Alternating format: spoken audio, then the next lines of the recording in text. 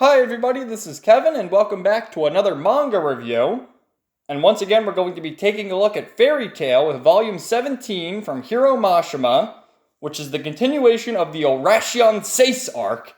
And well, you see all six of them on the cover here. We have Hot Eye, Angel, Cobra, Brain, Racer, and Midnight. But before we get into that, might as well give you some recap from the last volume. So, after the Battle of Fairy Tail, we witnessed the Fantasia Harvest Festival, and really saw the saddest scene in the entire manga so far, with Loxus being expelled from the Fairy Tail Guild by his grandfather, Master Makarov. And you saw that Loxus really wants to change his ways, and he's chosen the path of redemption, going his own way to seek out the answers that he must find. So, really tear-jerking moment there, and I look forward to seeing Loxus' return because you know it's going to happen. You just have to wonder how. And then we learned about the Balam Alliance and the three most powerful Dark Guilds, consisting of the Orashion Seis, Grimoire Heart, and Tartaros. And forgive me, I just love saying the Orashion Seis. I just think it's badass. And it's a phrase that Mashima's used in all of his works. You know, there was the Orashion Seis in Rave Master, and there's the Orashion Seis Galactica in Eden Zero. So you have the three powerful Dark Guilds, and they actually translated it in the back, which I forgot to mention in my last review. But the Seis translates to the six demon generals, Grimoire Heart to the Devil's Heart, and Tartaros, the Gates of Hell. Which you would think Hades, being the master of Grimoire Heart, shouldn't he be the master of Tartaros? Because isn't Hades like the ruler of Tartaros in Greek mythology?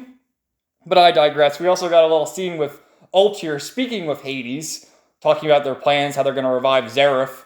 And of course, Ultir was the one who infiltrated the Magic Council, pulling the strings of Jalal way back when. And she's a bad guy, bad girl rather, second in command to Hades with Grimoire Heart. So, the members of Fairy Tail, Natsu, Lucy, Gray, Urza, and of course Happy, how can we forget him, teamed up with guild members from Blue Pegasus, Lania Scale, and then a lone girl named Wendy from Kate Shelter, also with a cat companion named Carla, to take on the Seis. But what happened was the two most powerful wizards of their group, Jorah and Ichiya, were taken out by Angel before the battle could even begin, and our heroes were ambushed and on the verge of destruction until Brain recognized Wendy and halted his attack. So let's get right to it here.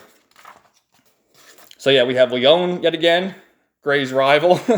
And here's Brain right here. He was getting ready to use his Dark Rondo attack and wipe them all out, but he recognized Wendy and actually says her name. Wendy! What? How do you know me? And he says that she's the Priestess of the Sky, and we're taking her with us. So they all start attacking, and this guy, Hot Eye, which I mentioned in my last review, just his whole, look, he's got his luscious long hair, and his phrase here, all's fair in money and war. He starts attacking them all. And they're able to kidnap Wendy, and she reaches out for Carla, but actually grabs Happy. So, of course, Natsu's furious. He's like, no, we gotta rescue Happy. And Carla's, no, we gotta rescue Wendy. But just as they're about to get obliterated by Brain's attack here, Jorah, one of the 10 wizard saints and member of the Lania Scale Guild, appears out of nowhere with his iron rock wall and saves the day. And, you know, he was stabbed by Angel in the last volume at the end there. But with the help of Ichiya and his pain-relieving perfume, look at him. The Orashion Seis fled just as we were arriving. They must have been scared. Look at Gray, you're falling apart. The dude, look at him. He's wearing like a Hawaiian shirt. He's bleeding all over the place. But he gives everyone the pain-relieving perfume. Gotta love how he has that with him. And then he's able to heal everybody. And of course, Natsu's like, we gotta rescue Happy. And Carla said, oh, we gotta come up with a plan first. And it turns out Urza is not healing from the pain-relieving perfume because she was attacked by Cobra, who's a poison magic user. And, you know, the poison is deadly, and their little perfume there is enough to help. And in this tense situation where Urza wants to cut her fucking arm off, we have this scene where she grabs Lucy's belt, and the Playboys from Blue Pegasus are doing the wow thing. So Urza says we go cut the damn thing off, and everyone, well, mostly Gray, is like, lady, are you crazy? We can't be doing that. But Leon says we must honor her dying wishes. Would you rather she lose an arm or she die? And everyone's like, will you just calm the fuck down? So the problem we have here is all the factions can't get along, and they're just endless squabbling until Carla says, well, Wendy can help because she has the ancient healing magic, and she is a Sky Dragon Slayer, the Sky Dragon Wendy. What? There's another Dragon Slayer? So now we have Natsu, Gajeel, Loxus, and Wendy. 4 Dragon Slayers. How many more are there going to be? And we've got this great scene here of everyone joining hands. Let's go! And even Carla down there raising her paw. Such a cute scene. I like these little character bios they have here. Just, telling you what their magic is. Likes her love. And that's Leon, actually. Dislikes water. I guess because she likes ice, maybe? Or maybe because she's doesn't like Juvia? I don't know. So, anyway, Wendy was kidnapped here, and Happy's just screaming like an idiot. And what happens is Brain says, you're the Sky Priestess, the Sky Dragon Slayer. You're going to use your powers to revive him, resurrect him. And she's like, I won't do it. And they all say, bring the body, Racer. And again, this idiot down here, whoever gets 1,000,000 jewels, I'm in. Like, all he cares about is money, this weirdo. So their goal is to revive him, which we'll find out later, and use the magic Nirvana, which will turn darkness to light and reverse them. And essentially what that means is anyone who is evil will be turned good, and anyone who is good will turn evil. I guess these guys aren't affected by it. So essentially they want to control all the good people and make them their pawns. What a bad guy plot. So Hibiki here, along with Lucy, are staying behind to watch Urza. Really, it was just Lucy. And Hibiki says, I can't leave a pretty girl alone. But it turns out that he has archive magic, which essentially allows him to summon a computer, and he can create maps and use his telepathy and go into everyone's head. And they send all these different groups out here to look for Wendy. So we have Natsu, Carla, and Gray teaming up. And he's asking stupid-ass questions, because he can eat fire to gain power. And she's like, well, she's a Sky Dragon Slayer. What is she? Oh, she eats air. Well, everyone eats air. And he also asks about her dragon. Did it vanish 7 years ago on July 7th? And she says, yeah, the Sky Dragon Grandini. So why did all those dragons vanish on that fateful day? So while we learn that the Orashian Sace is only 6 members, they are employing other dark guilds. And, of course, the gang is getting ambushed by one of them. I think we saw these guys. These were the ones that Lucy was battling last volume when she ran into her father again. So everyone's getting ambushed. You have Ren and Eve here taking on some Dark Guild members. And then Jorah, Leon, and Sherry, which are probably the strongest group there because, Jorah's the wizard saint. But poor Ichiya! Look at him! Wait! I'm just a lost man who got separated from his group! I'm not anybody you should have... Men! Why is that his phrase that he has to yell men? So, Racer comes back with this cross, this crucifix with the dead body. And it turns out it is Jalal. What the hell? So, Wendy knows Jalal. And Brain says, you're the only one who can bring him back. You owe him your life, so you will revive him. So how does she know Jalal? And it turns out Jalal's not really dead, but he's just bathed in ether nano after the Tower of Heaven incident when, they fired the Aetherion blast. And, he's just unconscious and he has all these markings on him. But he's not dead. He's alive, but he just, had too much magic absorbed into his body, I guess. I don't know. They gotta bring Jalal back. Gotta complete his arc. So anyway, Natsu and Gray are taking on these Jabokes, and Jalal is sitting here. Wendy is contemplating the decision because, Jalal helped her in the past, and she says, well, I gotta think of something. But what happens, like I just told you, how he's not really dead, just bathed in ether nano. He threatens Wendy by stabbing him, so, he's unconscious, but if he bleeds out, well, then he'll really die. So he's saying, you're to revive him or else he'll bleed out, he'll die. So, starts crying, I loved him. I hope we learn more about this. We don't necessarily learn about it in this particular volume, but I do hope we learn about the backstory between Wendy and Jalal. So he grants her 5 minutes to revive Jalal, and all the while, Gray and Natsu took down the entire guild, but they're huffing and puffing, bleeding, sweating, and everyone seemed to do well. Even Ren and Eve took down the guilds, and Jorah, Sherry, and Leon, and they're talking about finding Wendy. But Jorah says there's a huge amount of energy headed this way. I'll await it. It's the Orashian Sace. And then poor Ichiya here was captured. And they say he's like an old man, which I thought he was an old man too, but he says he's only 29 years old. He's kind of a young man. Well, what the hell is his problem? So as all this is going on, Natsu and Carla are screaming. Well, actually, it's just Natsu because Carla's telling him to shut up. But they're screaming away, and they're close to the lair because Brain hears them. Wendy, Happy! Those trash! Racer, take care of them! Don't let them get any closer! And as his name indicates, Racer is very fast and races his way there to stop them from reaching Wendy. But Gray manages to freeze up a slide here for Natsu to go down, and he says, I'll take Racer on. Well, actually, he slips Racer up first before letting Natsu go, but he buys Natsu some time. I'll take on Racer while Natsu rescues Happy and Wendy. So Natsu makes his way in when it turns out that Wendy had to do it, and she revived Jalal. So his wound's healed now, too. So Natsu's pissed. Of course, he remembers the great battle he had in the Tower of Heaven, and he's racing toward him. Jalal, you will pay! And Jalal, not even thinking, just blasts Natsu, pretty much obliterates him right there. And as Brain compliments his power, Jalal turns and looks at him and does the same thing to Brain. So it seems, he's on the same side as Brain here, and he just wants to do his own business, and he starts walking away. So Natsu wants to chase after Jalal, naturally, but they have their plan to revive Urza. Well, not revive her, but heal her from the poison, and that's their priority, and Carla has to scream at him to say to do that. So as all this happens, Brain recovers, and just screaming like an absolute madman, because he thinks Jalal's out to get Nirvana for himself, and the veins, his eye popping, I won't permit it! That belongs to us! I won't hand it over to anyone else! Cobra! Do you hear me? Jalal has run off! Go after him is where Nirvana will be!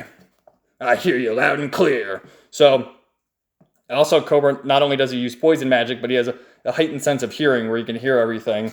So, Racer's making quick work of Gray here because, well, he's really fast, so, Gray's ice magic isn't enough. And I mentioned this in the last review of his tracksuit here that he's wearing. So as they're battling, they observe that Natsu and Wendy are safe, along with Carla and Happy, and Racer's ready to attack him, and actually knocks him down. But Gray summons this giant ice wall and says, Natsu, go save Urza, get out of here, just go, I'll hold him off. Go get to Urza. So he can't get through there, and this quote here, try as you might, you'll never pass us. You'll always be looking at the fairy's tail. So Jalal, of course, conveniently is able to get a jacket similar to what he had in the Tower of Heaven. And as he's walking, feeling his magic power, he mutters to himself, Urza. So here's this idiot.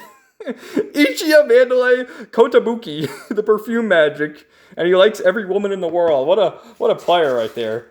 How can any woman resist that? So, of course, Natsu gets everyone back there. He had to run all the way back because I guess the two cats ran out of magic power. And they made their way. Well, actually, what happened was Hibiki, like I said, he has the archive magic. He's able to use his telepathy to tap into Natsu's head and tells Natsu how to get there. And then it cuts back to Racer and Gray's battle. And he says, let the dead Grand Prix begin. And they summon these motorcycles. It's like Yu-Gi-Oh! 5Ds now all of a sudden. And he challenges them to race on motorcycles, which is exactly what happens. A cool scene, though, but kind of random. And as all this is going on, they run into Sherry and Leon, and Gray says, get on! You gotta help me, Leon! So as Gray's driving the motorcycle, Leon is using his ice make magic, and Gray notices that Leon is now using two hands. At first he was just using one-handed ice magic, but he realized that, Master Orr taught them to use two hands to use more powerful spells, which is exactly what he does. And the two of them work together as they take their shirts off. And Sherry in the background, whoa, what is Leon-sama doing? So I guess this is like the Juvia to Leon. So they're doing pretty good, but, well, Racer's too fast. And what happens is Leon figures out that Racer is very fast, but he's not necessarily strong. And he tells his plan to Gray, but actually freezes him and shoots him up into the air and says, no, the Lamia scale can take you on, Racer. I don't need Gray. So that's exactly what they try to do. And it's really not doing a whole lot because, like I said, the bastard is too damn fast and keeps hitting him. He's bleeding all over. And he retorts back to Leon, you said I didn't have physical strength, but if I'm this fast, I pull a knife on you. What are you going to do? I'm one of the Oracion Seis. And what happens is Leon, this is a stupid twist in my opinion, but it says that Racer isn't necessarily fast, but he just manipulates his movements and makes it appear like he's fast. So if Gray is, far away, he won't see how fast he is, and he can just fire an ice arrow from a very long distance because he can only manipulate the speed in front of him. So it's kind of a stupid plot twist. I would have liked for them just to freeze him, freeze a really fast person, but it turns out that he's just manipulating his movements and really not fast, just a total phony. So that's what happens. Gray shoots him with the arrow from the very far distance, and the two are able to reconcile, and, they had their arc really early in the series on Galuna Island, and that's just that. So they're there, recuperating after the victory, when all of a sudden Racer appears again, and he has, all these bombs strapped to him. He says, "I'm not going down alone!" But Leon makes a sacrifice here and dives off the ledge with Racer with all his bombs attached to him and blows up. So, goddamn. Is Leon gone? I mean, Racer's gone, so that's good, but is Leon down for the count? So as all this is happening, Brain feels it, that Racer is dead, and you see, the marking on his face disappears. And he has 6 of them on his face. So what's going to happen if they all disappear, if the whole face is taken out? So what happens is he says, "I never expected to awaken him! Midnight! Get out there and kill every single one of them!" So Midnight wakes up here, and he says, "Father." And then it cuts to where everyone is right now. Midnight waking up, Natsu running back to Urza, Cobra tagging behind Jalal, the horror in the look in Gray and Sherry's face, Angel, whatever the hell she's plotting, Hot Eye, thinking about money, Lucy watching over her friend Urza, and Jalal looking for Nirvana. Great drawing right there. And the two of them, Gray and Sherry, they can't believe what they're witnessing when all of a sudden Hot Eye appears to face Jorah, one of the 10 wizard saints. And it turns out, Jorah is a rock user or ground magic user, and so is Hot Eye. And while Jorah can summon them, Hot Eye has the ability to disperse them. So they're pretty equal in strength. And Natsu makes his way back, and this idiot, he's just rocking Wendy. "Wendy, wake up! We need you to heal Urza right now!" And that's exactly what happens. And, they're back. And he mentions that Jalal is back. Right? And cuts back over to him, to where he has found Nirvana. And Cobra's like, "Wow, this is where Nirvana's been this whole time? I never expected it was here, right on our nose." And he revives it. So now Urza's all better. Everyone's happy. It's a beautiful thing. I love everyone's cute face. Like, "Wendy, I did it. Urza-san's body has no more poison." Everyone's so happy. Lucy, high five. And this is, Happy fell in love with Carla the first time he saw her. Carla, only once. This just one time. They high five each other too. So what happens is they all have their new resolve to take down the Aurashian Sace. And that's just that. When all of a sudden they see the flash of light, and it appears that Jalal is the first one to find Nirvana.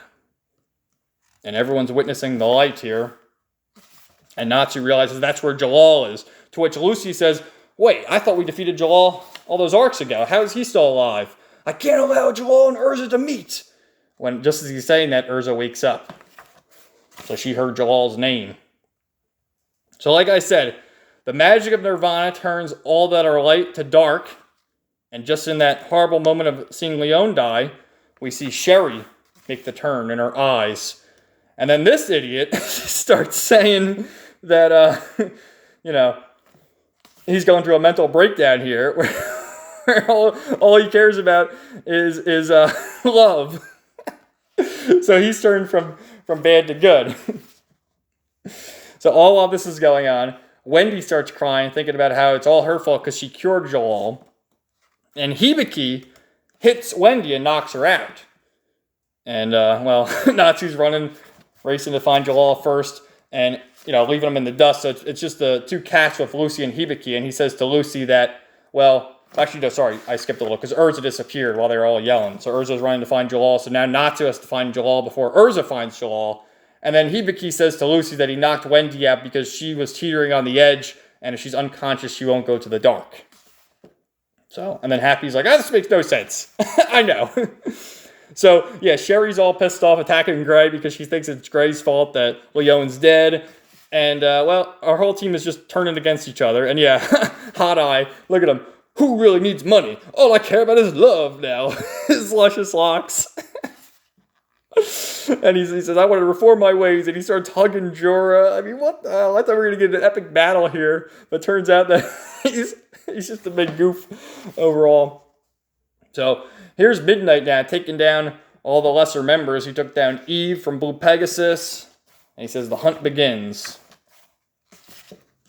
And as all this is going on, Natsu's running around like an idiot and runs into Gray, and you see the evil look in Gray's eyes, when all of a sudden, they're on a river, right? And he pulls out a raft, and Natsu has his motion sickness, and Gray's ready to kill him. This is the Gray overtaken by the Nirvana magic, when all of a sudden Lucy comes in for the save with Sagittarius, and fires away, with Hibiki coming in to save the day, and everyone just saving the day one after the other, when it turns out that this is really not Gray, but actually the celestial spirit Gemini, controlled by Angel of the Orashian Sace, and she can, you saw in the last arc where she turned into Ichia, so she can turn to Gray. Now she turns into Lucy, and we get this great scene here with Lucy. I guess Lucy doesn't wear a bra. She doesn't really need to. She lifts off her shirt, and I look at Sagittarius' face and the horse. Mushy, mushy, mushy. So yeah. So because the Gemini spirit resembles Lucy, Sagittarius listens to her and orders Sagittarius to shoot Hibiki in the back, which is exactly what happens, and he's bleeding all over the place. Goddamn. So Angel makes her appearance. Hi, Lucy-chan. Angel-chan has arrived. And that's the reveal of Gemini, the spirits that can basically copy anybody, of the Twin Gate Gemini. She's a celestial spirit wizard as well. So what happens here is, Lucy summons Aquarius. Great shot of our girl Aquarius there. And, Aquarius doesn't like Lucy too much, so get ready to attack Lucy as well. And all of a sudden, Angel summons Scorpio. And he says, yeah! And Aquarius is in love with Scorpio, and they're actually an item, boyfriend and girlfriend. They run off. That's just that. So Lucy has to do her battle by herself without Aquarius when she realizes, oh, shit, I got Loki. Open, gate of the Lion Palace, Loki. And he arrives ready for battle when Angel encounters with the White Ram, Ares, who you may remember was the same celestial spirit who Loki was friendly with under the wizard Karen way back when, during, I think, Volume 9, during Loki's arc. So, goddamn, a lot of great twists there. The battles and stuff. I mean, I enjoyed it. I didn't necessarily care for the whole racer battle and just his magic with, not necessarily being fast, but being able to manipulate speed to make it appear that way. That was kind of a stupid twist. But otherwise, seeing the revival of Jalal was awesome. And you knew he wasn't done quite yet, just because of his connection with Urza and him reviving Nirvana. And of course, you guys know I am a great proponent of the fan service scenes. And, Lucy is just the best, even if it's the fake Lucy there. And we'll see what happens here with Ares versus Loki. Are they gonna fight each other? And of course, here's some questions here. Some more fan art. Look at that great fan art of Ichia. Oh my god. So yeah, stay tuned for our review of Volume 18 coming very soon. Let me know your thoughts in the comments down below. And everybody, have a great day.